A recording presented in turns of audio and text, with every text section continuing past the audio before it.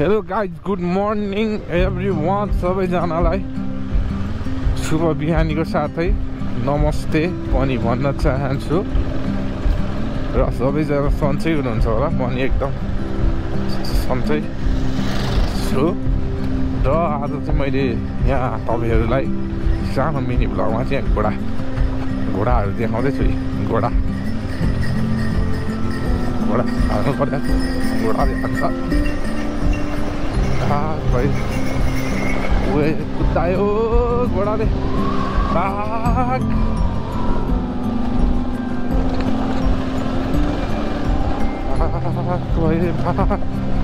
guys अझै पनि मान्छेहरू हाम्रो यतातिर कोही चाहिँ घोडा चढेर हिँड्दै हुनुहुन्छ पहिलाको अब ट्रान्सपोर्टेसन भनेको ट्रान्सपोर्टेसनको रूपमा युज गरिन्थ्यो घोडालाई र अझै पनि मान्छेले देख्न सक्नुहुन्छ त्यसरी चढेर हिँड्दै हुनुहुन्छ अनि छङङ घन्टी सन्टी झुन्याइदिएर मालासाला लाएर त्यसरी चाहिँ नि हिँड्ने सिस्टम छ हाम्रो यता पहिला अब अहिले पनि कोही बुढाबुढी मान्छेहरूले पहिल्यैदेखि पालिराख्नु भएको बुढाहरूले अब चढ्नुहुन्छ बुढेसकालमा घोडा चढेर चाहिँ नि आफ्नो पौराणिक परम्परालाई निरन्तरता दिँदै हुनुहुन्छ र हामी चाहिँ अब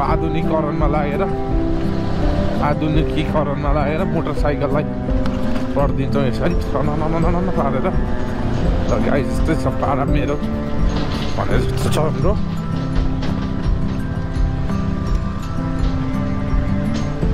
ल अगाडि फेरि ट्र्याक्टरहरू जाँदैछन् ट्र्याक्टरहरू यिनीहरूलाई ओभरट्याक गरेर जानुपर्ने हुन्छ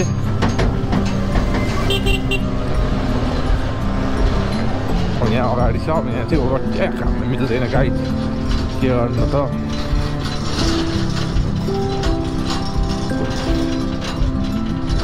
बिस्तारै परिवर्तन देखायो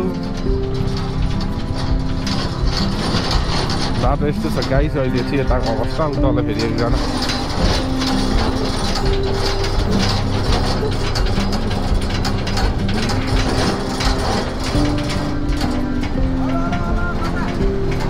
के छ सुकमान कहाँ हिँडेको ल अहिले आइज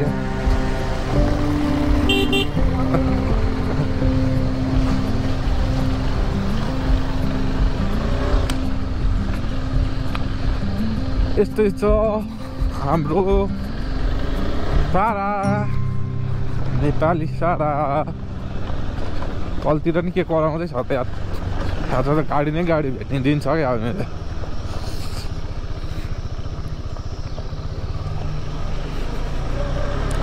लगाइ अहिले चाहिँ यता यस्तो हिलो हुने ठाउँ पनि